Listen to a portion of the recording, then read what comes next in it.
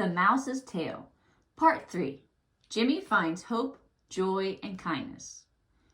Jimmy was so excited by the upcoming adventure Saturday morning that he could barely sleep. He needed to get himself together and calm down. It was only Thursday night. If he didn't, he would be so exhausted by the time Saturday morning came, he wouldn't be any good. Jimmy did some deep breathing, just like he saw Lucas do when he was really excited, which was most of the time.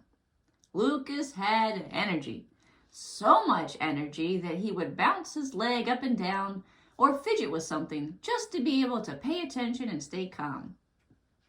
Mrs. M called it ADHD or something like that. Lucas was probably jumping up and down in his bed at this very moment. Jimmy laughed to himself. He loved his friends so much. Then the happy thoughts were replaced as Jimmy groaned to himself as his thoughts shifted to school. Oh, how Jimmy despised school. After some breathing exercises, Jimmy was able to calm his mind and body and go to sleep.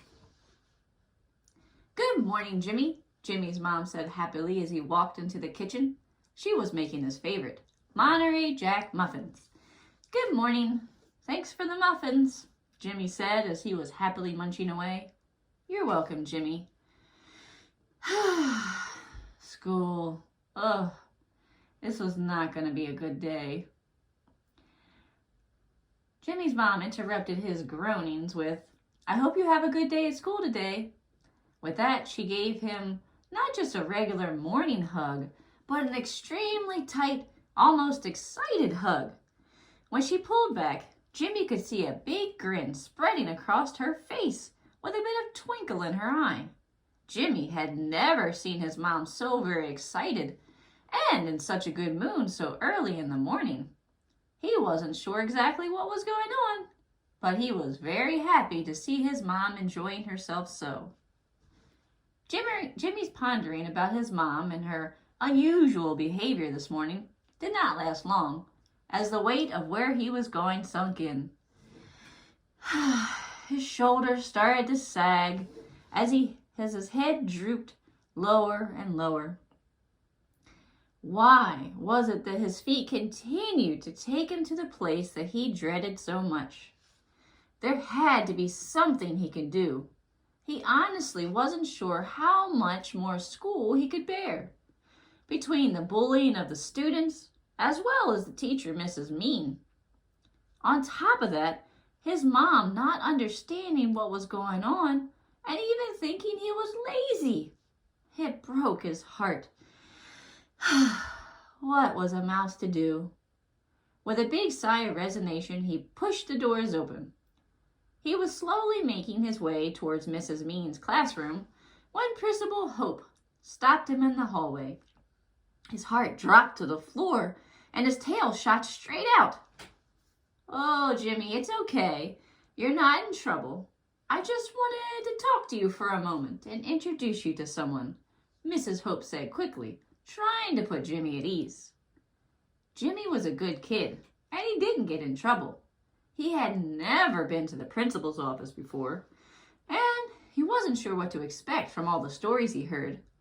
He once heard some stories about mice who went in but never came out. He was sure that these were some kind of made-up stories, but one couldn't be too certain.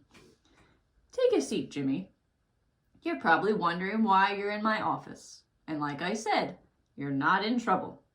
I had a meeting with your mother and Mrs. M yesterday. It was a very, very good meeting.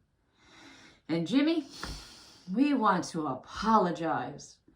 I did not know what you were going through, and I am so sorry that you have not received the support that you have needed. This is going to change today." Mrs. Hope was explaining as the door opened and 2 other mice came in. "Good morning, Mrs. Hope. Sorry to be a bit early, but Mrs. Joy and I were so excited to meet Jimmy." The mice explained as the other mouse nodded her head in agreement. "Good morning to you too, Mrs. Kind. No problem at all. Your timing is perfect. I was just explaining to our friend here that we were sorry to hear that he was not receiving the support he needed. Would you like to tell him the good news?" Miss Hope asked happily. "Yes, I would love to." This is a bit of an interesting story, Jimmy. You see, Mrs. Mean will no longer be your teacher. I will be your teacher. My name is Mrs. Kind, and I am super excited to be able to help. This is my teacher's assistant. Her name is Mrs. Joy. Miss Kind explained, well, kindly. "What happened to Mrs. Mean?" Jimmy asked. Not that he was unhappy that she wouldn't be his teacher anymore, but he still didn't want her to be in any kind of trouble or hurt or anything. He wasn't that kind of mouse.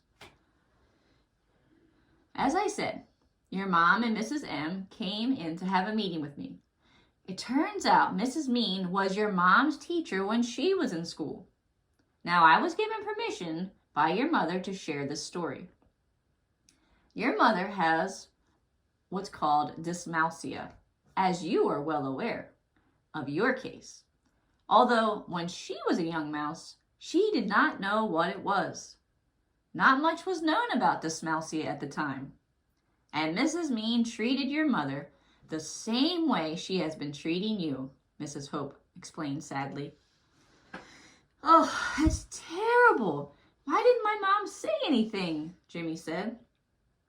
Unfortunately, your mother was repeating the pattern of what happened to her as a child.